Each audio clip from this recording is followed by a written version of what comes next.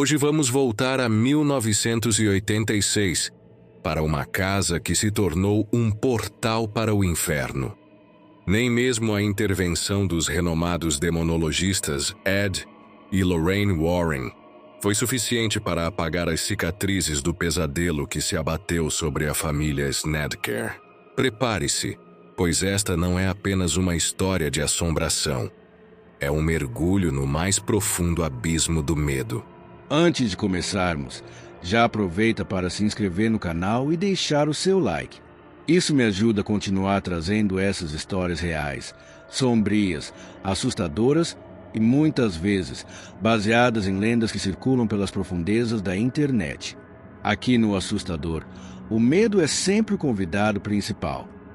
A história que você conhece do filme Evocando Espíritos não é apenas ficção.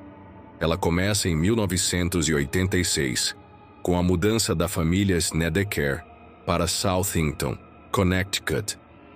Eles buscavam um novo começo e um lugar mais perto do hospital, onde o filho Philip, que lutava contra o câncer, pudesse receber tratamento.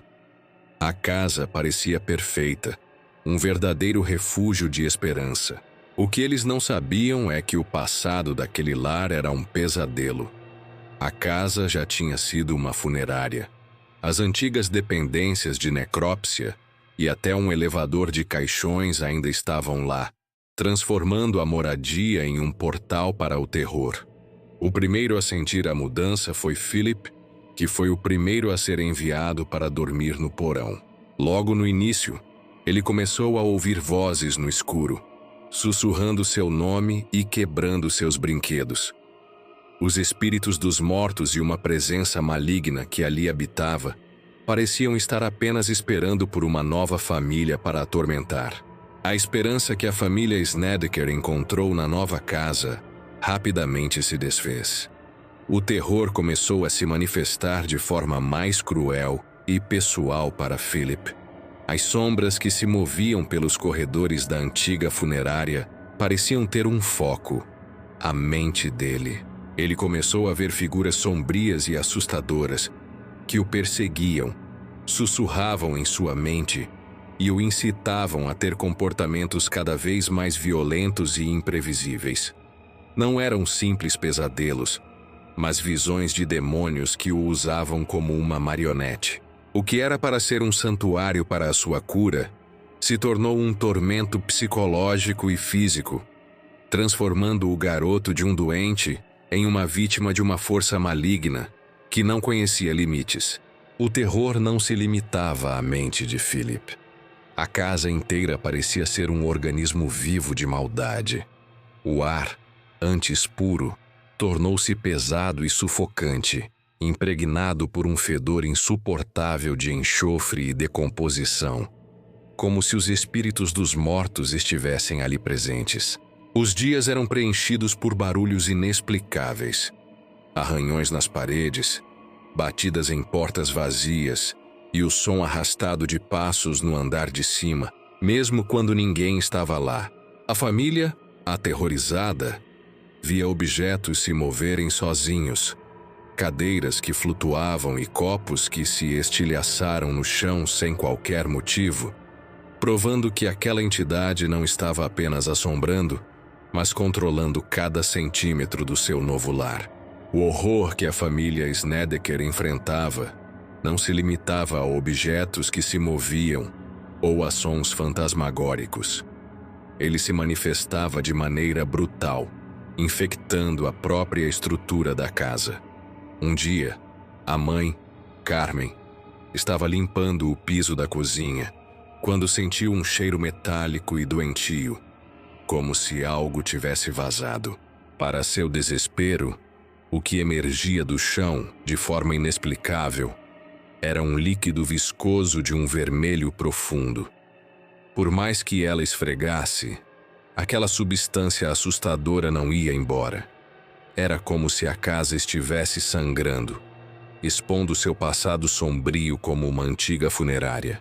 Era a prova macabra de que a presença ali não era apenas invisível, mas estava viva, permeando cada tábua daquele que deveria ser o lar de sua família. O terror atingiu seu ponto de ruptura quando a presença maligna que assombrava Philip o transformou de vítima a agressor. Em um dos episódios mais chocantes, o jovem tentou abusar de sua própria prima. O desespero da família foi tão grande que não tiveram outra escolha a não ser interná-lo em uma instituição psiquiátrica. Mas enquanto era levado, Philip, em um momento de clareza ou de total possessão, teria dito uma frase assustadora à família: "Se vocês me levarem, ele vai atrás de vocês." E a entidade cumpriu a promessa. As agressões contra a mãe, Carmen, e sua filha tornaram-se mais frequentes e ainda mais aterrorizantes. Elas relataram sentir uma presença invisível que as pressionava, cometendo agressões sexuais e deixando em seus corpos marcas de hematomas. A família percebeu que aquele terror não era apenas uma assombração, mas uma perseguição pessoal e cruel que as perseguiria para sempre. O desespero da família Snedeker atingiu um ponto insustentável. Exaustos e aterrorizados pelas agressões constantes e pela sensação de que estavam sendo perseguidos por um mal invisível, eles buscaram ajuda na igreja. Mas o padre local, após ouvir seus relatos aterrorizantes, se recusou a intervir. Temendo a natureza daquela assombração, com todas as portas fechadas, uma vizinha, ciente do que a família estava passando, lhes fez uma sugestão que mudaria tudo: buscar o auxílio dos renomados demonologistas Ed e Lorraine Warren. Ao chegarem, Lorraine, com suas habilidades de clarividente, sentiu imediatamente a presença de uma entidade demoníaca, atrelada ao passado macabro da casa, como uma funerária.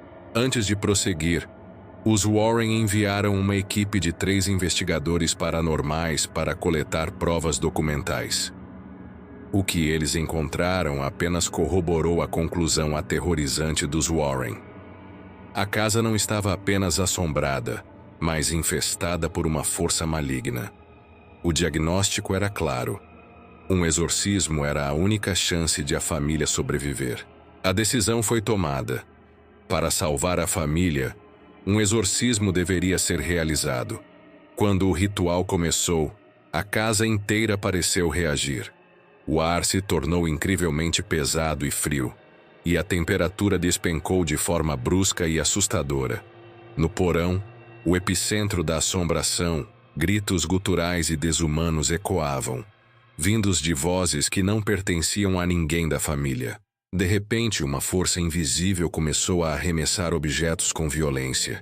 Cadeiras se chocaram contra as paredes e móveis foram lançados de um lado para o outro, como se a entidade estivesse lutando para expulsar os Warren e o padre de seu território. O exorcismo não foi apenas uma oração, mas uma verdadeira e violenta batalha espiritual para retomar o controle da casa e da vida da família Snedeker. A grande batalha espiritual finalmente se acalmou. Após o exorcismo conduzido pelos Warren e um padre, a casa, antes um caldeirão de terror, encontrou a paz. Os barulhos, os cheiros e as agressões desapareceram. O exorcismo, de fato, trouxe um alívio imediato, e a família pôde voltar a viver sem o constante medo de ser atacada. O mais surpreendente é que, apesar de todo o trauma, os Snedeker viveram na casa por mais 2 anos após o ritual, provando que a intervenção dos Warren, ao menos por um tempo, havia funcionado. No entanto, mesmo com o aparente final feliz, o caso Snedeker continua a ser um dos mais controversos do mundo paranormal, com céticos questionando a veracidade dos fatos e sugerindo que a história foi exagerada para fins comerciais. O que realmente aconteceu na casa da família Snedeker permanece como um mistério sombrio, deixando a pergunta: foi um exorcismo real ou uma farsa bem-sucedida? O caso Snedeker nos deixa um último pensamento arrepiante. Não importa se você acredita nos Warren, na família ou nos céticos, o que realmente assusta é a ideia de que, mesmo depois de tudo, o exorcismo não foi capaz de apagar as cicatrizes do terror da mente da família. A casa pode ter ficado em silêncio, mas o medo e as lembranças do que aconteceu lá, esses sim ficaram para sempre. Se você gostou dessa história, se inscreve no canal O Assustador e deixa o like.